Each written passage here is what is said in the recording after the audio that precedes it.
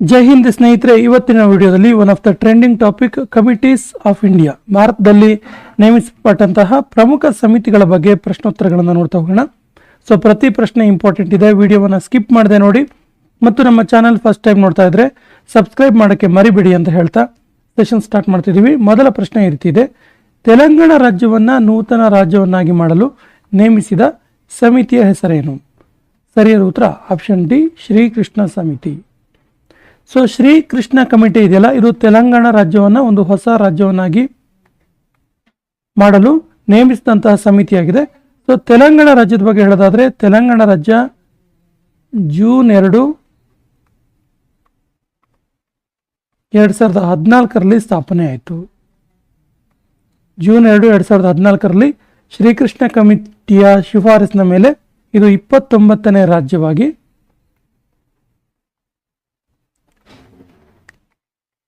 ಆಯ್ಕೆ ಆಯಿತು. ಭಾರತದಲ್ಲಿ ಬಡತನ ರೇಖೆಯನ್ನು ಅಂದಾಜಿಸಲು ನೇಮಿಸಿದ ಸಮಿತಿ ಹೆಸರೇನು? ಸರಿಯಾದ ಉತ್ತರ ಆಪ್ಷನ್ ಡಿ, ಲಾಕಡ್ವಾಲಾ ಸಮಿತಿ. ಲಾಕಡ್ವಾಲಾ ಕಮಿಟಿ ಇದೆಯಲ್ಲ, ಇದು ಭಾರತದಲ್ಲಿ ಬಡತನ ರೇಖೆಯನ್ನು ಅಂದಾಜಿಸಲು ನೇಮಿಸಿದ ಸಮಿತಿ. ಇವತ್ತು ಕೂಡ ಪ್ರೆಸೆಂಟ್ ಆಲ್ಸೋ ಲಾಕಡ್ವಾಲಾ ಸಮಿತಿಯ ಶಿಫಾರಸಿನ ಮೇಲೆ ಬಡತನದ ರೇಖೆಯನ್ನು ಅಂದಾಜು ಮಾಡಲಾಗುತ್ತೆ. ಇನ್ನು ಕೇಳ್ಕರ್ ಕೊಠಾರಿ ಸಮಿತಿ ಬಗ್ಗೆ ಹೇಳೋದಾದ್ರೆ, ಇದು ಶಿಕ್ಷಣಕ್ಕೆ ಸಂಬಂಧಪಟ್ಟಂತ ಸಮಿತಿ, ಕೊಠಾರಿ ಆಯೋಗ.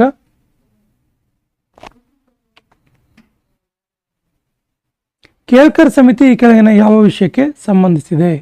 ಸರಿಯಾದ ಉತ್ತರ ಇದು ಟ್ಯಾಕ್ಸ್ ರಿಫಾರ್ಮ್ಸ್ಗೆ ಸಂಬಂಧಪಟ್ಟಿರುವಂಥದ್ದು. ಟ್ಯಾಕ್ಸ್ ರಿಫಾರ್ಮ್ಸ್ ಮತ್ತು PPP, ಪಬ್ಲಿಕ್ ಪ್ರೈವೇಟ್ ಪಾರ್ಟ್ನರ್ಶಿಪ್ಗೆ ಕೂಡ ಇದು ಸಂಬಂಧಿಸಿದೆ. ಭಾರತದ ಕ್ರಿಕೆಟ್ ಬೋರ್ಡ್ನ ರಚನೆಯಲ್ಲಿ ಬದಲಾವಣೆಗಳನ್ನು ತರಲು ಶಿಫಾರಸು ಮಾಡಿದ ಸಮಿತಿ ಯಾವುದು? ಸರಿಯಾದ ಉತ್ತರ ಲೋಧಾ ಕಮಿಟಿ.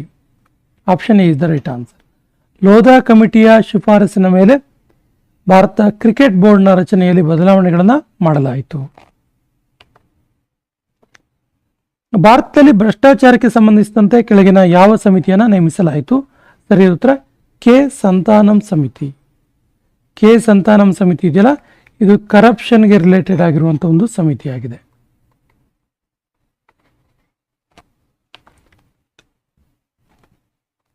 ಬಲವಂತರಾಯ್ ಮೆಹ್ತಾ ಸಮಿತಿಯ ಶಿಫಾರಸನ್ನು ಜಾರಿಗೆ ತಂದ ಮೊದಲ ರಾಜ್ಯ ಯಾವುದು? ಸೊ ಬಲವಂತರಾಯ್ ಮೆಹ್ತಾ ಸಮಿತಿಯಲ್ಲ ಇದೆಯಲ್ಲ, ಇದು ಏನನ್ನ ಒಂದು ಶಿಫಾರಸು ಮಾಡ್ತು ಕೇಳಿದ್ರೆ, ಭಾರತದಲ್ಲಿ 3 ಹಂತದ ಪಂಚಾಯತ್ ರಾಜ್,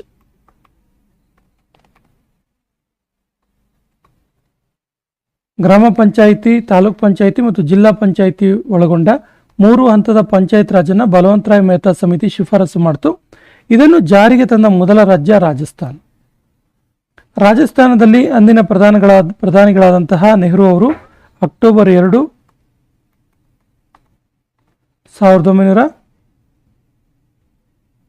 1959ರಲ್ಲಿ ರಾಜಸ್ಥಾನದಲ್ಲಿ ಮೊದಲಿಗೆ ಈ ಪಂಚಾಯತ್ ರಾಜ್ ವ್ಯವಸ್ಥೆಯನ್ನು ಉದ್ಘಾಟನೆ ಮಾಡ್ತಾರೆ. ಎರಡನೇ ರಾಜ್ಯ ಯಾವುದು ಕೇಳಿದ್ರೆ ಆಂಧ್ರ ಪ್ರದೇಶ್.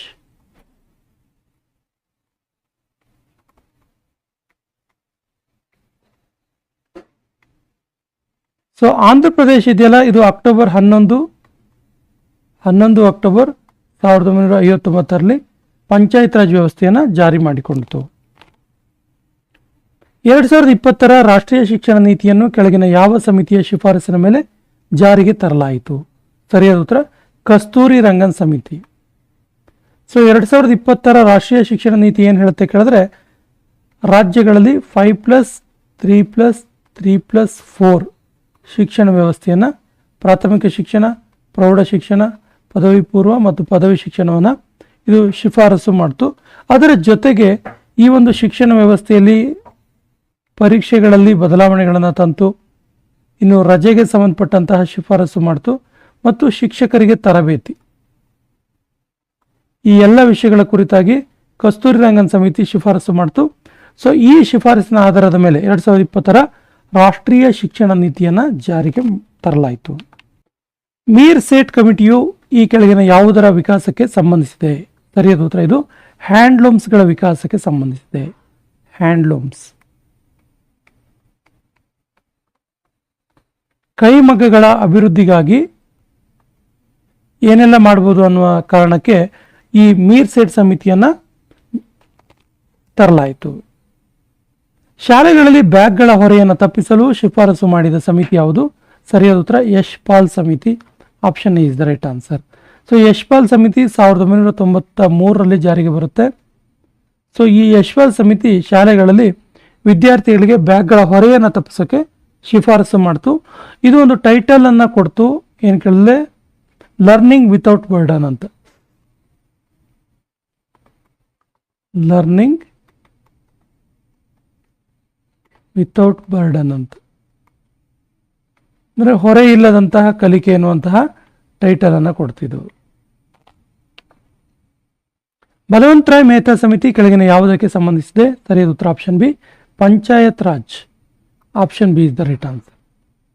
ರಾಜ್ಯಗಳಲ್ಲಿ ಗ್ರಾಮ ಪಂಚಾಯಿತಿ, ತಾಲೂಕು ಪಂಚಾಯಿತಿ ಮತ್ತು ಜಿಲ್ಲಾ ಪಂಚಾಯಿತಿಯನ್ನೊಳಗೊಂಡ ಪಂಚಾಯತ್ ರಾಜ್ ಸಿಸ್ಟಮ್ಗೆ ಬಲವಂತರಾಯ್ ಸಮಿತಿ ಶಿಫಾರಸು ಮಾಡ್ತು.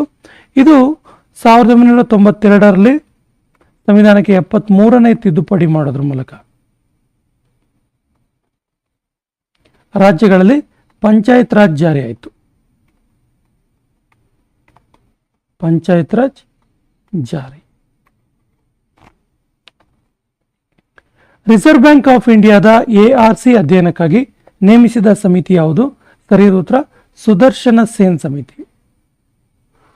ಸೊ ರಿಸರ್ವ್ ಬ್ಯಾಂಕ್ನಲ್ಲಿ ARC ಅಧ್ಯಯನಕ್ಕಾಗಿ ನೇಮಿಸಲ್ಪಟ್ಟಂತಹ ಸಮಿತಿ ಇದು ಸುದರ್ಶನ ಸೇನ್ ಸಮಿತಿ.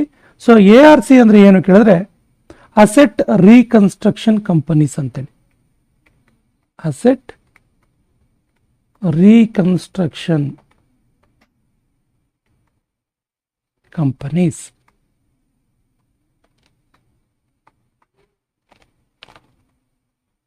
ಎರಡ್ 2020ರ ಬ್ಯಾಂಕಿಂಗ್ ರೆಗ್ಯುಲೇಷನ್ಗೆ ಸಂಬಂಧಿಸಿದ ಸಮಿತಿ ಯಾವುದು? ಸರಿಯಾದ ಉತ್ತರ ವಿಶ್ವನಾಥನ್ ಸಮಿತಿ. Option C is the right answer. Viswanathan ಸಮಿತಿ 2020ರ ಬ್ಯಾಂಕಿಂಗ್ ರೆಗ್ಯುಲೇಷನ್ಗೆ ಸಂಬಂಧಿಸಿದೆ. ಕೋವಿಡ್-19 ವ್ಯಾಕ್ಸಿನ್ ಅಡ್ಮಿನಿಸ್ಟ್ರೇಷನ್ಗೆ ಸಂಬಂಧಿಸಿದ ಸಮಿತಿ ಯಾವುದು? ಸರಿಯಾದ ಉತ್ತರ RS ಶರ್ಮಾ ಸಮಿತಿ. Option B is the right answer. ಜನಸಂಖ್ಯಾ ನೀತಿಗೆ ಸಂಬಂಧಿಸಿದಂತೆ ಕೇಂದ್ರ ಸರ್ಕಾರ ನೇಮಿಸಿದ ಸಮಿತಿ ಯಾವುದು? ಸರಿಯಾದ ಉತ್ತರ ಸ್ವಾಮಿನಾಥನ್ ಸಮಿತಿ. Option D is the right answer. ಈ ಕೆಳಗಿನ ಯಾವ ಸಮಿತಿಯು ಭಾಷೆಗಳಿಗೆ ಸಂಬಂಧಿಸಿಲ್ಲ? ಸರಿಯಾದ ಉತ್ತರ ಸ್ವರ್ಣಸಿಂಗ ಸಮಿತಿ ಇದೆಯಲ್ಲ, ಇದು ಭಾಷೆಗಳಿಗೆ ಸಂಬಂಧಿಸಿದಿಲ್ಲ. ಸೊ SK-ದಾರ್ ಸಮಿತಿ ಇದೆಯಲ್ಲ, SK-ದಾರ್ ಸಮಿತಿ ಭಾಷೆಗಳ ಆಧಾರದ ಮೇಲೆ ರಾಜ್ಯಗಳ ರಚನೆಗೆ ಸಂಬಂಧಿಸಿದೆ.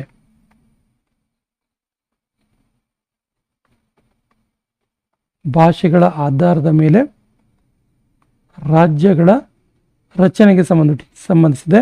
ಇನ್ನು JVP ಸಮಿತಿ ಇದೆಯಲ್ಲ, ಇದು ರಾಜ್ಯಗಳ ಪುನರ್ವಿಂಗಡಣೆ.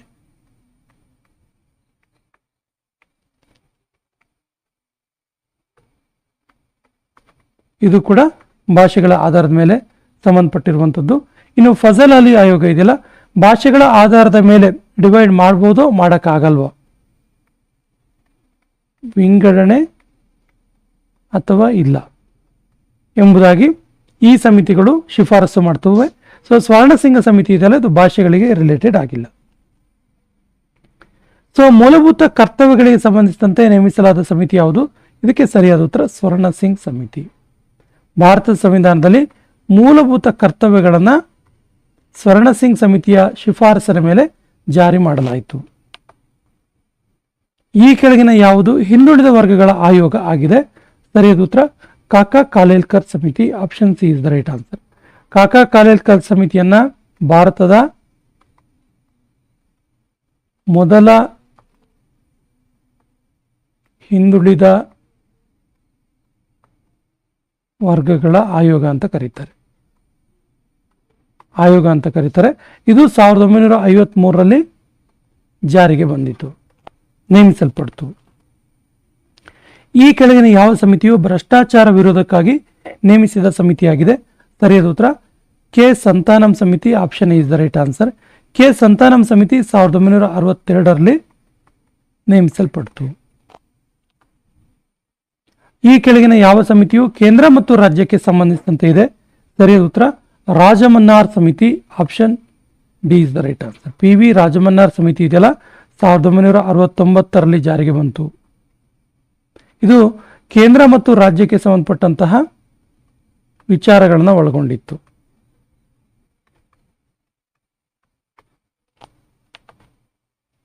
ಈ ಕೆಳಗಿನ ಯಾವ ಸಮಿತಿಯು ನಿರುದ್ಯೋಗಕ್ಕೆ ಸಂಬಂಧಿಸಿದೆ? ಅನ್ಎಂಪ್ಲಾಯ್ಮೆಂಟ್.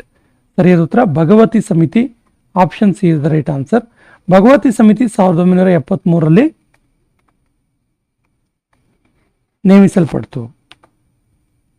ಈ ಕೆಳಗಿನ ಯಾವ ಸಮಿತಿಯು ಚುನಾವಣಾ ಸುಧಾರಣೆಗೆ ಸಂಬಂಧಿಸಿದೆ?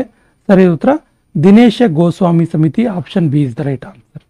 1990ರಲ್ಲಿ ಜಾರಿಯಾದಂಥ ಒಂದು ಸಮಿತಿ ಇದು. ಈ ಕೆಳಗಿನ ಯಾವ ಸಮಿತಿಯು ಒಬಿಸಿ ಕ್ರಿಮಿ ಲೇಯರ್ಗೆ ಸಂಬಂಧಿಸಿದೆ? ಸರಿಯಾದ ಉತ್ತರ ರಾಮನಂದನ ಸಮಿತಿ. Option D is the right answer. Ramanandan ಸಮಿತಿ ಇದೆಯಲ್ಲ 1993ರಲ್ಲಿ ನೇಮಿಸಲ್ಪಟ್ಟ ಸಮಿತಿ. ಇದು ಏನು ಮಾಡ್ತು ಅಂದರೆ ಒಬಿಸಿಗೆ ಸಂಬಂಧಪಟ್ಟಂತೆ ಅದರ್ ಬ್ಯಾಕ್ವರ್ಡ್ ಕಮ್ಯುನಿಟಿಗಳಲ್ಲಿ ಕ್ರಿಮಿ ಲೇಯರ್ಗಿಂತ ಕೆನೆ ಪದರಗಿಂತ ಮೇಲಿರುವಂಥ ಜನರಿಗೆ ಮೀಸಲಾತಿ ಕೊಡಬಾರ್ದು ಮತ್ತು ಕೆನೆ ಪದರಕ್ಕೆ ಒಳಪಡುವಂಥ ಜನರಿಗೆ ಮಾತ್ರ ಮೀಸಲಾತಿ ಕೊಡಬೇಕು ಅನ್ನುವಂಥ ಶಿಫಾರಸನ್ನು ಮಾಡ್ತು. ಈ ಕೆಳಗಿನ ಯಾವ ಸಮಿತಿಯು ತೆರಿಗೆ ಸುಧಾರಣೆಗೆ ಟ್ಯಾಕ್ಸ್ ರಿಲೇಟೆಡ್ ಆಗಿರುವಂಥ ಸಮಿತಿಯಾಗಿದೆ? ಸರಿಯಾದ ಉತ್ತರ ರಾಜ ಚೆಲ್ಲಯ್ಯ ಸಮಿತಿ. Option B is the right answer. Raja Chelliah ಸಮಿತಿ 1991ರಿಂದ 93ರ ಅವಧಿಯಲ್ಲಿ ನೇಮಕವಾದಂಥ ಸಮಿತಿಯಾಗಿದೆ. ಈ ರಾಜ ಚೆಲ್ಲಯ್ಯ ಸಮಿತಿ ಜೊತೆಗೆ ನರಸಿಂಹನ್ ಸಮಿತಿ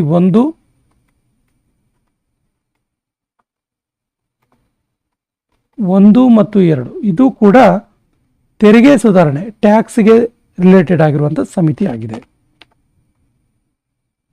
ಈ ಕೆಳಗಿನ ಯಾವ ಸಮಿತಿಯು ಪಶ್ಚಿಮ ಘಟ್ಟಗಳಿಗೆ ಸಂಬಂಧಿಸಿದೆ?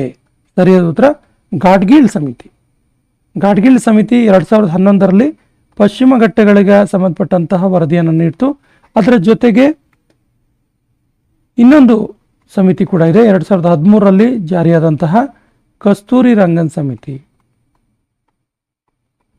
ಸೊ ಕಸ್ತೂರಿ ರಂಗನ್ ವರದಿ ಕೂಡ ಪಶ್ಚಿಮ ಘಟ್ಟಗಳ ಉಳಿವಿಗೆ ಸಂಬಂಧಪಟ್ಟಂತ ಸಮಿತಿಯಾಗಿದೆ. ಈ ಸೆಷನ್ ಕೊನೆಯ ಪ್ರಶ್ನೆ ಈ ರೀತಿ ಇದೆ: ಈ ಕೆಳಗಿನ ಯಾವ ಸಮಿತಿಯು ಆರ್ಥಿಕ ಸುಧಾರಣೆಗಳಿಗೆ ಸಂಬಂಧಿಸಿದೆ? ಆಪ್ಷನ್ಸ್ ಈ ರೀತಿ ಇದೆ: ಕೆ ಸಂತಾನಂ ಸಮಿತಿ, ರಘುರಾಮ್ ರಾಜನ್ ಸಮಿತಿ, ಗಾಡ್ಗೀಳ್ ಸಮಿತಿ, ರಾಮನಂದನ ಸಮಿತಿ. ಸರಿಯಾದ ಉತ್ತರವನ್ನು ಕಮೆಂಟ್ ಬಾಕ್ಸಲ್ಲಿ ಕಮೆಂಟ್ ಮಾಡಿ ಮತ್ತು ನಮ್ಮ ಚಾನಲ್ ಫಸ್ಟ್ ಟೈಮ್ ನೋಡ್ತಾ ಇದ್ರೆ ಸಬ್ಸ್ಕ್ರೈಬ್ ಮಾಡೋಕ್ಕೆ ಮರಿಬೇಡಿ ಅಂತ ಹೇಳ್ತಾ ಸೆಷನ್ ಕಂಪ್ಲೀಟ್ ಮಾಡ್ತಾ ಇದ್ದೀವಿ. ಜೈ ಹಿಂದ್.